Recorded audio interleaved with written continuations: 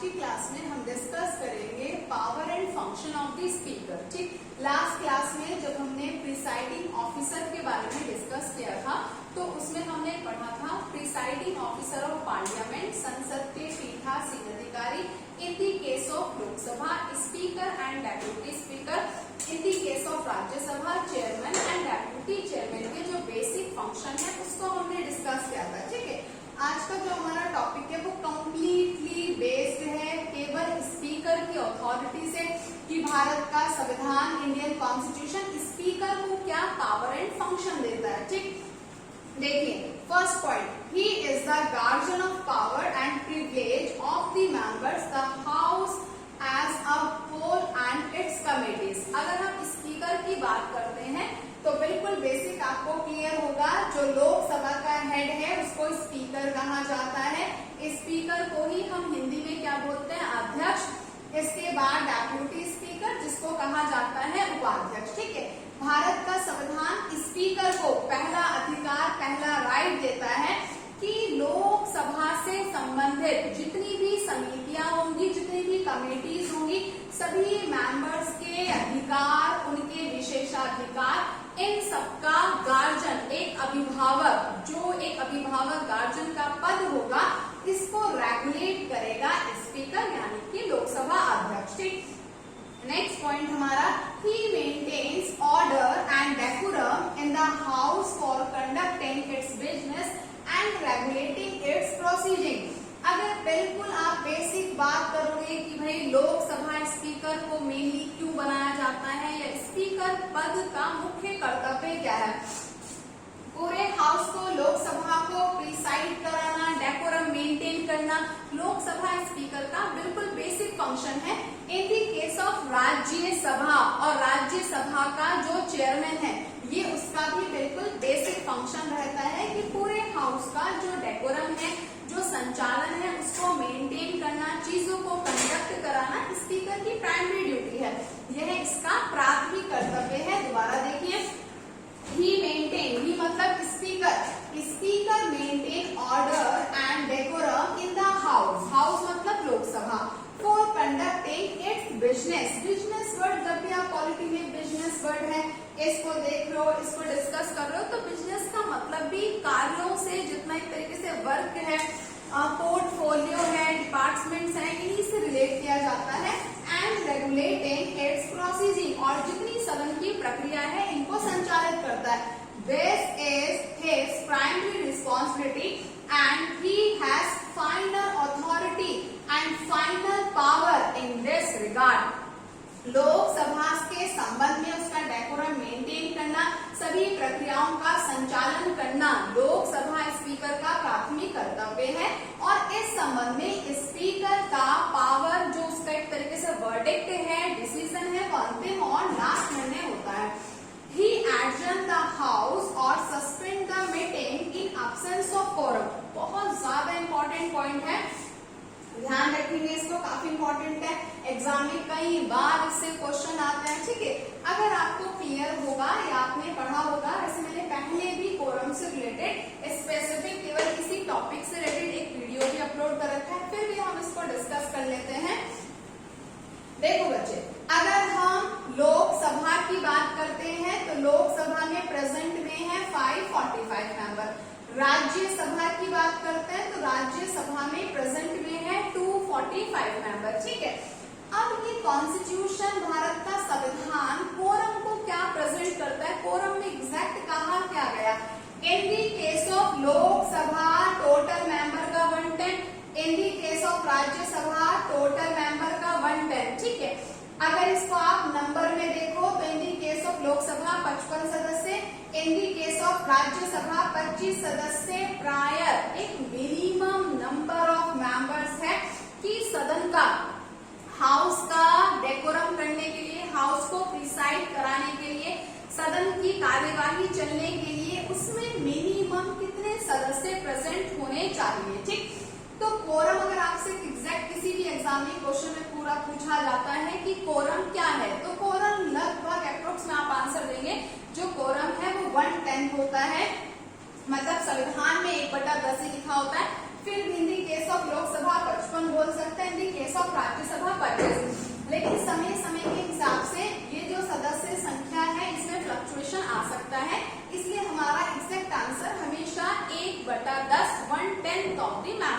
ठीक।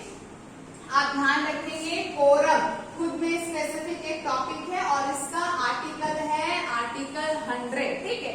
Indian constitution Bharat के संविधान में आर्टिकल 100 अनुच्छेद 100 आर्टिकल 100 में कोरम के बारे में रखा गया, ठीक है। अब यहाँ पर बात स्पीकर की हो रही है, तो हम कोरम को जो पढ़ रहे हैं, जो हम डिस्कस कर रहे हैं, वो in the case of Lok Sabha के रिगार्डिंग पढ़ रहे हैं।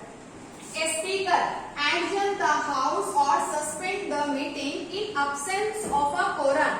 लोकसभा स्पीकर का कर्तव्य है कि अगर लोकसभा के रिगार्डिंग कोरम जो मिनिमम मेंबर है हाउस में आने के लिए, सेशन चलाने के लिए, अगर लोकसभा का कोरम पूरा नहीं है तो या तो स्पीकर इस दिन का सेशन सस्पेंड कर देगा, स्थगित कर देगा, या फिर उसको कुछ समय के लिए एडजर्न करेगा, ठीक है।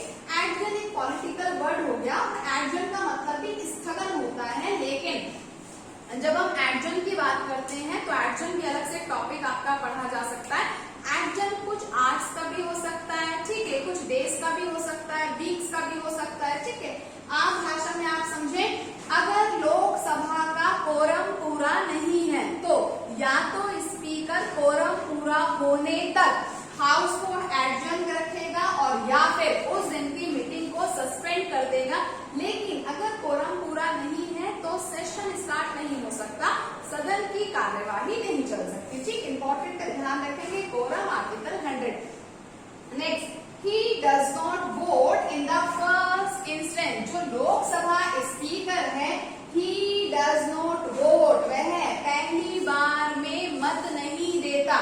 लोकसभा स्पीकर भी लोकसभा का मेंबर होता है और लोकसभा में किसी बिल को पास करने में सभी सदस्य मतदान करते हैं, लेकिन स्पीकर जो हाउस का मेंबर है वो कभी भी मत नहीं देता, कभी भी वोट नहीं देता। और जब किसी बिल पर नॉर्मल डिस्कशन होने के बाद जो पहली बार में उसको पास करने के लिए वोट दिया जाता है, इन कॉन्स्टिट्यूशन उसी को कह रहे हैं यहाँ पर इन दी फर्स्ट इंस्टेंस। जो पहली बार में बिल को पास करने में सभी आम सदस्यों की तरह, सभी सदस्यों की तरह जो स्पीकर वोट दे सकता है, वह संविधान उसे अधिकार नहीं देता कि जो उसका एमपी वाला पद है, ठीक है।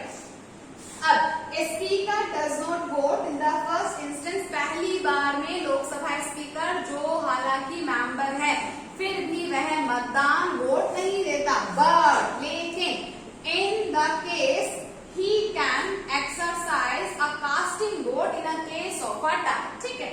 अब यहाँ पर कहा गया कि भाई लोकसभा में किसी बिल पर वोटिंग हो रही है, मतदान दिया जा रहा है और सदन में एक डेडलॉक, एक गतिरोध उत्पन्न हो जाता है, एक डेडलॉक की कंडीशन आ जाए और जो हाउस है वो 50-50 में डिवाइड हो जाए, एक टाई की कंडीशन हो जाए, ठीक है।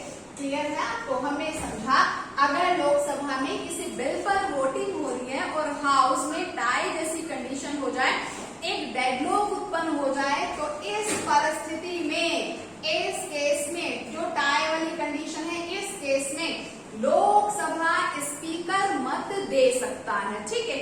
जिस भी साइड उसका वोट जाएगा उसी बात को वैल्यू देके माना जाएगा। आपके लिए इंपॉर्टेंट, जब टाई की कंडीशन में लोकसभा स्पीकर वोट देता है तो इस तरह के मत को कहा जाता है कास्टिंग वोट, ठीक है। He can give या he can preside a casting vote in the case of a tie. Casting vote को हिंदी में हम बोलेंगे निर्णायक मत, ठीक।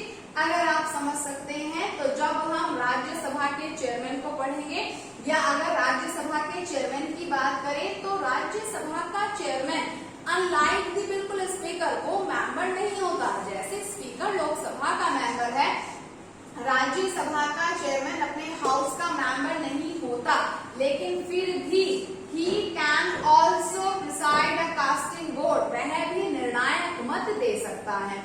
Next, he preside over a joint sitting of the 2 houses of parliament, काफी इंपॉर्टेंट है in the case of constitution. अगर आप संविधान की परिस्थिति को समझे तो लोकसभा स्पीकर का अपना ही संविधान में एक अलग महत्व है, ठीक।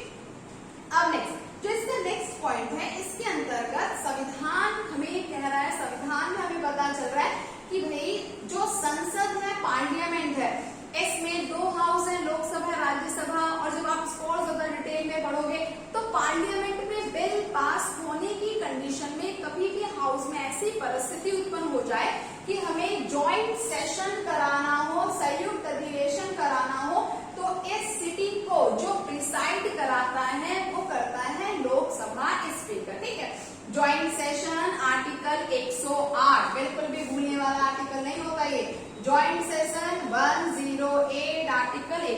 ठीक है। देखो बच्चे, जब हम पॉलिटी को पढ़ रहे हैं, किसी भी सब्जेक्ट को पढ़ रहे हैं और हम चीजों को ऐसे ब्रीफ में डिस्कस कर रहे हैं, इस तरीके से हम डिस्कशन के द्वारा इसको क्लियर कर रहे हैं, क्योंकि आपको हमेशा ध्यान रखना है इम्पोर्टेंट वही है जो दिमाग में है। कोई भी नोट्स, कोई भी बुक एग्जाम में आपके साथ नहीं जाएगी। आपको मेन समझने पर और याद करने पर ही फोकस करना होगा, ठीक है। बिल्कुल भी भूलने वाली बात नहीं है, बहुत ही बेसिक क्वेश्चन है। Joint session, combined session, article 108, article 108 और इन दी केस ऑफ बिल, अगर हम संसद में पार्लियामेंट के बिल्स की बात करें, विधेयकों की बात करें, तो हमारे देश में सेंट्रल लेवल में हमारा संविधान 4 तरह के बिल रखता है। Ordinary bill, financial bill, money bill और कॉन्स्टिट्यूशन अमेंडमेंट बिल, ठीक है। जॉइंट सेशन की जो अवधारणा है, जॉइंट सेशन का जो कॉन्सेप्ट है, ये केवल ऑर्डिनरी बिल और फाइनेंशियल बिल पर ही किया जा सकता है। In the case of money bill and constitution amendment bill संविधान जॉइंट सेशन का अधिकार नहीं देता। रीजंस दोनों के अलग अलग होते हैं, ठीक है। अब आपके लिए बेसिक क्या है, आपको क्या ध्यान रखना है जो हम टॉपिक पढ़ रहे हैं, कि जब भी संयुक्त अधिवेशन होगा, जॉइंट सेशन होगा, हाउस को प्रिसाइड कौन करेगा? लोकसभा स्पीकर। हालांकि जॉइंट सेशन अनाउंस कौन करता है, बैठक बुलाता कौन है, इसको जो लीगली जारी करेगा, अनाउंस करेगा भारत का राष्ट्रपति, प्रेसिडेंट, और जॉइंट सेशन को प्रिसाइड करेगा स्पीकर। इन हिज अब्सेंस, यदि स्पीकर अब्सेंट है तो जॉइंट सेशन कराया जाएगा डेप्यूटी स्पीकर ऑफ लोकसभा के द्वारा। अगर डेप्यूटी स्पीकर ऑफ लोकसभा भी अब्सेंट है तो फिर deputy chairman of Rajya Sabha. In the constitution it is clear that, बहुत अच्छे से वेरीफाई स्पेसिफाई किया गया, राज्यसभा का चेयरमैन यानी कि भारत का सभापति जॉइंट सेशन प्रिसाइड नहीं करता, ठीक। इसके अलावा आप इसमें ऐड कर सकते हो एडिशनल, जो जॉइंट सेशन है also known as combined session, संयुक्त अधिवेशन, दोनों सदनों की बैठक, ठीक है। और ये जो अवधारणा है, प्रैक्टिस है, ये हमने फॉलो किया है, इंडियन कॉन्स्टिट्यूशन में बोरो किया है ऑस्ट्रेलियन कॉन्स्टिट्यूशन से, यानी कि ऑस्ट्रेलिया के संविधान से। नेक्स्ट वन है हमारा, he decide whether a bill is a money bill or not and his decision on this question is final, ठीक है।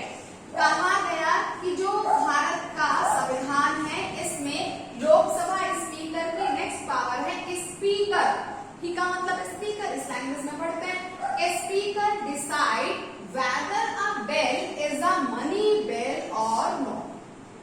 जो लोकसभा स्पीकर है वो इस बात को जस्टिफाई करेगा, वेरीफाई करेगा कि भाई कोई बिल, धन विधेयक है या नहीं, ठीक है। और इन दिस केस, इस संबंध में जो लोकसभा स्पीकर है, इसका फैसला लास्ट एंड फाइनल डिसीजन होता है, even president does not challenge him, ठीक है।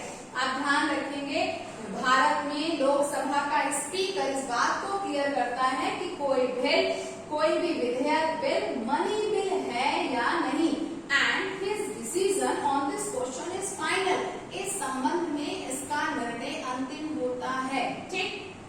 नेक्स्ट है, he decide the question of disqualification of a member of Lok Sabha, ठीक। इसको अच्छे से समझेंगे।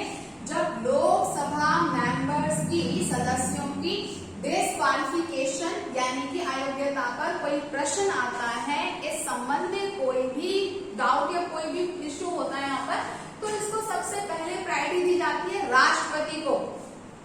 अगर लोकसभा मेंबर की डिस्क्वालिफिकेशन से रिलेटेड कोई क्वेश्चन आता है, कोई भी वाद विवाद होता है, तो इसको भारत का राष्ट्रपति इलेक्शन कमीशन से एडवाइस लेकर इस पर काम करता है।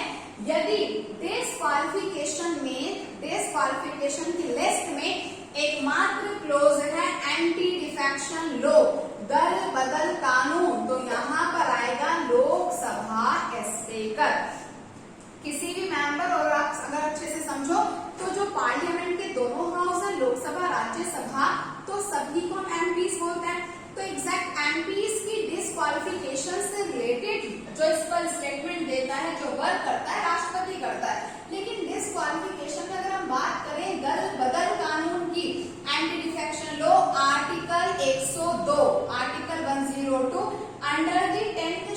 शेड्यूल, ठीक है। इसके अलावा 10वीं अनुसूची में इसको जोड़ा गया, anti defection law by the 52, ठीक है, 52वां संविधान संशोधन 1985, 52 कॉन्स्टिट्यूशन अमेंडमेंट 1985 के थ्रू इसको ऐड किया गया। और अगर डिस्क्वालिफिकेशन में एकमात्र क्लॉज एंटी डिफेक्शन लॉ की बात कर रहे हैं तो यह भारत के राष्ट्रपति से रिलेट नहीं होता। In the case of Lok Sabha speaker, in the case of Rajya Sabha chairman, anti defection law पर अपने मेंबर की जांच कराएंगे। हालांकि इस संबंध में इनका फैसला लास्ट फाइनल डिसीजन नहीं होता। व्यक्ति यानी कि मेंबर सेटिस्फाई नहीं है तो वो जुडिशियल रिव्यू के लिए वर्क कर सकते हैं। नेक्स्ट और लास्ट है हमारा, he appoints the chairman of all parliamentary committees of the Lok Sabha and supervision their functioning, ठीक। नेक्स्ट लोकसभा स्पीकर की जो लास्ट पावर है उसमें कहा गया कि जितनी भी संसदीय समितियों का गठन किया जाता है, फॉर एग्जाम्पल जैसे आपकी एस्टीमेट कमेटी आती है, पीएसी कमेटी है, पब्लिक अकाउंट कमेटी, तो यहाँ पर अधिकार दिया गया है स्पीकर को कि जितनी भी संसदीय समितियां हैं, पार्लियामेंट्री कमेटी है, इन सबके चेयरमैन को डायरेक्ट भारत का लोकसभा का स्पीकर अपॉइंट करता है और इसके सभी फंक्शन को स्पीकर ही सुपरविजन में करेगा, वही इस पर डेकोरम को मेंटेन करेगा। अगर आपको वीडियो अच्छी लगी हो, क्लियर हुए हो आपके कॉन्सेप्ट, तो फिर आप इस वीडियो को लाइक करें, सब्सक्राइब करें चैनल को और बेल आइकन को